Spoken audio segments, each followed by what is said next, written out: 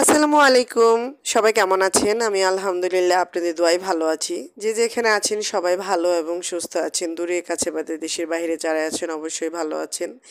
ঈদ মানে আনন্দ, ঈদ মানে খুশি এটা আসলে আমরা সবাই জানি। তাই বাড়ি থেকে চলে আসার আগের দিন আমরা একটা পার্কে গেছিলাম। এই পার্কে এই যাবৎ আইসা আমরা ৫-৬ দিন গেছি। লাস্টে আগের দিন গেলাম বাচ্চাদেরকে নিয়ে একটু ঘুরে আসলাম। এই যে আমার ভাইয়ের ছেলে, তারপরে আমার মেয়ে, আমার বড় ভাই, ছোট বাচ্চারাকে নিয়ে উঠে খুব সুন্দর ঘুরতেছিল। তো আসলে বাড়ি থেকে আসার আগের দিন ভীষণ খারাপ লাগতেছিল। শেষ মুহূর্তে যেটা হয় যে আম, খুবই খারাপ লাগে। ওই রাত্রে তো ঠিকমতো আমার ঘুমই হয় নাই, চলে আসবো করে।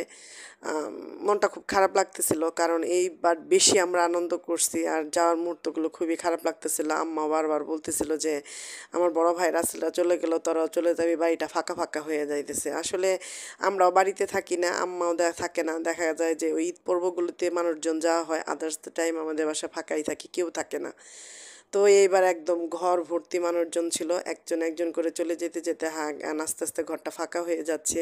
তো আমার মেয়ে দেখতেছি বারবার খালি তার ভাইদের খুঁজতেছে যে ভাই কই, ভাই কই। যাজ্ঞা, এবার ঈদটা অনেক সুন্দর কাটালাম, খুব ভালো কাটালাম। সবাই আমাদের জন্য দোয়া করবেন, আমরা যেন সবসময় ভালো থাকি, সুস্থ থাকি।